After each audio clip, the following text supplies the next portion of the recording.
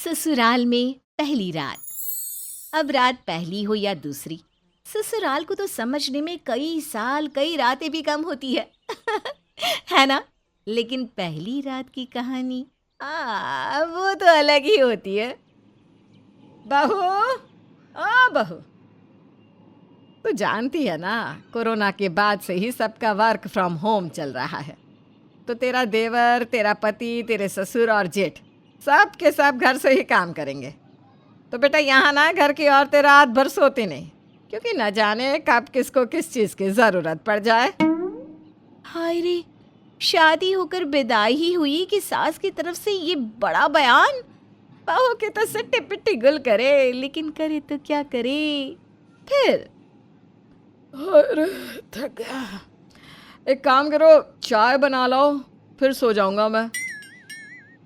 यार शादी मेरी भी हुई है, तुम अकेले नहीं थके हो, मैं नहीं बना रही। अच्छा, मैं भाभी को बोल देता हूँ कि वो चाय दे दे, आज से ऑफिस भी शुरू है।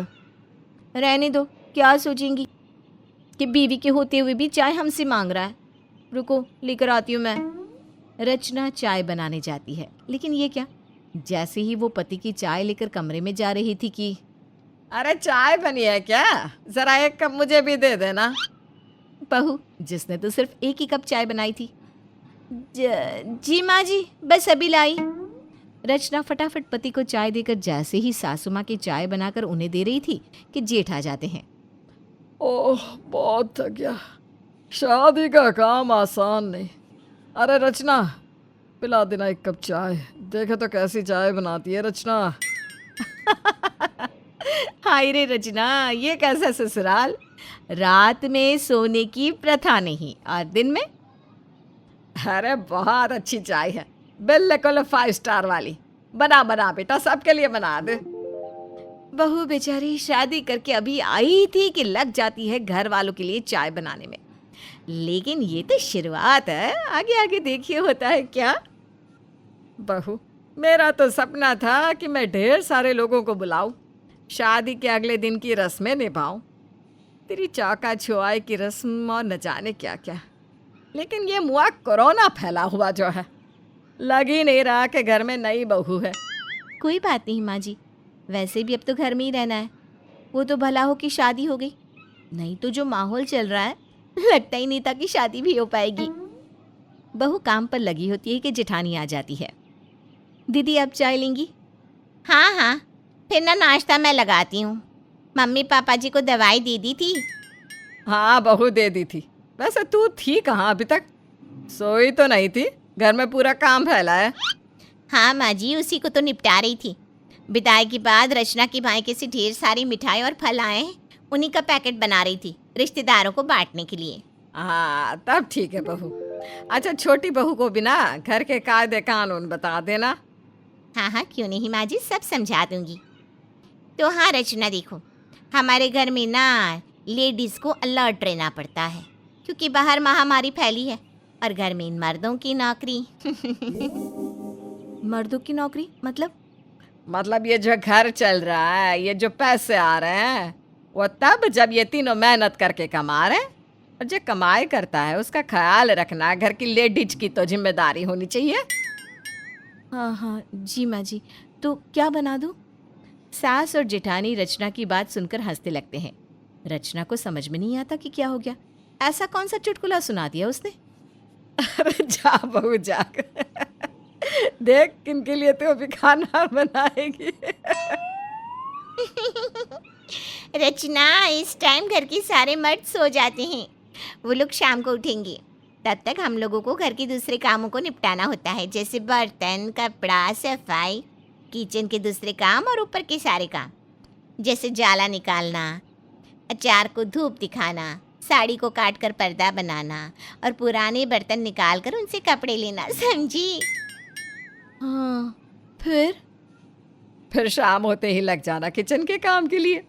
जैसे ससुर जी को सादा खाना पसंद है, जेठ को तला भुना, और तेरा पति रवि, उसे तो बस स्प्राउट, उबले अंडे और फ्रूट्स ही खाना पसंद है। हाँ लेकिन भैया को ग्रीन टी चाहिए होता है हर घंटे, गर्म पानी भी। और जेठ को चाय या फिर ब्लैक कॉफ़ी। ससुर जी को सिरप खांसी वाला और बैक पेन ना हो इसके लिए उनकी पीठ की तकिया को बदलते रहना होता है। रचना सुनी जा रही थी। अच्छा, तो किस रूम में बैठकर ये तीनों काम करेंगे? किस रूम में मतलब? सब अपने अपने कमरों में काम करेंगे। तो खाना सारे एक ही जगह खाते होंगे ना? अरे नहीं, बिल्कुल नहीं। सबको उनके कमरे में खाना देना होगा और जब तक वो लोग काम करें हम यहाँ ड्राइंग रूम में बैठेंगे। रचना सोचती है कि हाय रे रचना, रात भर पति के साथ बैठ भी नहीं सकते यहाँ पर। तो फिर अगर इनको कुछ चाहिए होगा तो कैसे पता चलेगा? मैं ना अपने कमरे में ही जाकर लेट जाऊंगी।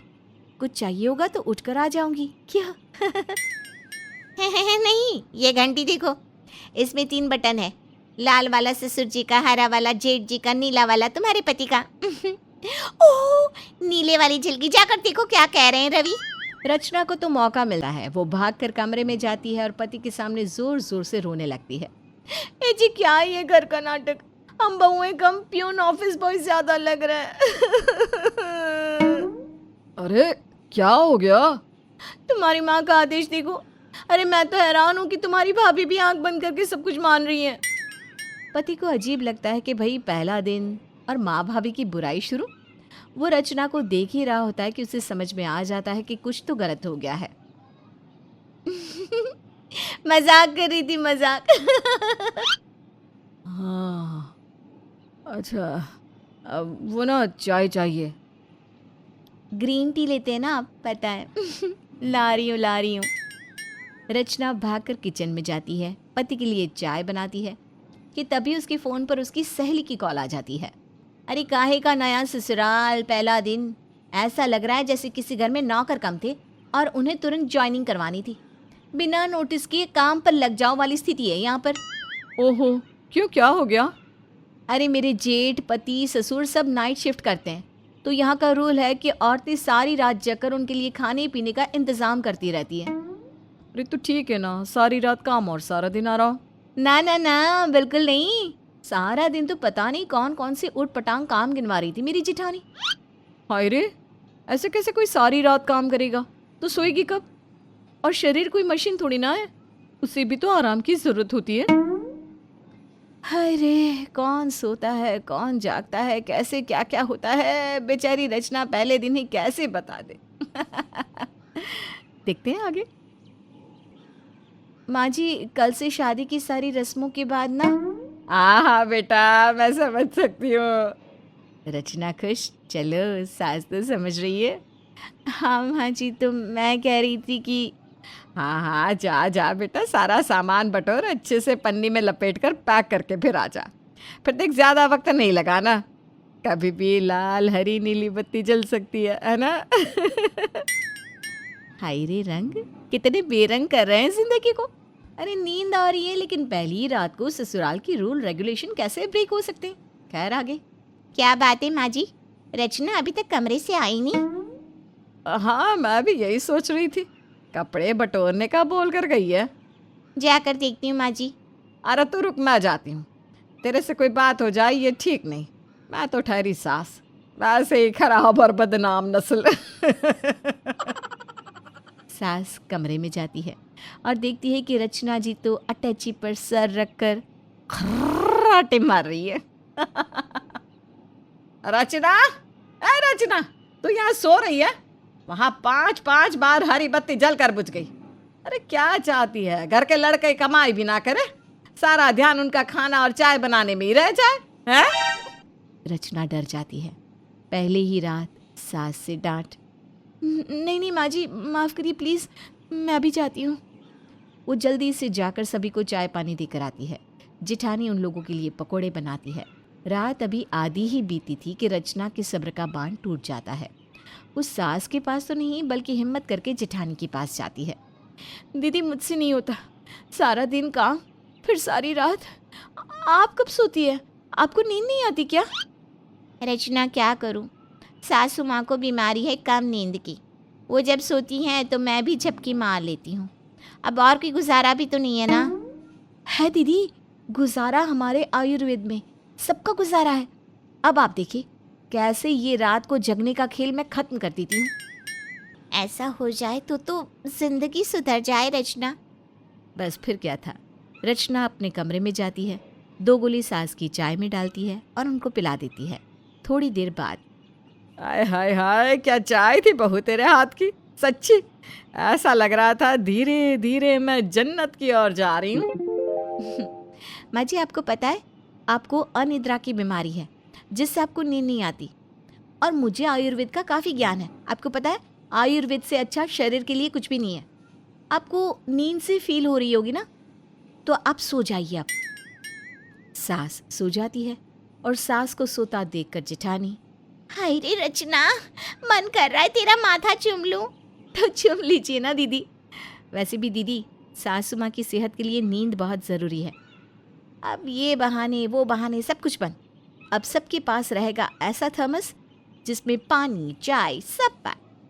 पूरी रात के लिए अब हम चैन से सोएंगे। सासू माँ भी जब पूरी नींद लेंगी तो सेहतमंद रहेंगी। क्यों, सही है ना?